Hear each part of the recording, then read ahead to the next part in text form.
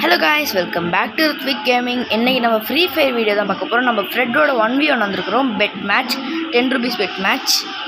எங்கள் ரேஞ்சுக்கு இவ்வளோ தான் நாங்கள் வைப்போம். வாங்க வீடியோக்குள்ளே போகலாம்.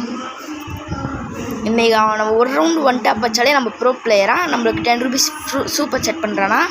இன்றைக்கி பாருங்கள் மக்களே, அவனை அடித்து ஓட விட்றோம். ஃபஸ்ட் ரவுண்டே மண்டே கிழிக்கிறோம். அவனும் ஏறுறான் மக்களே, பார்க்க மரணமாகிற மக்களே.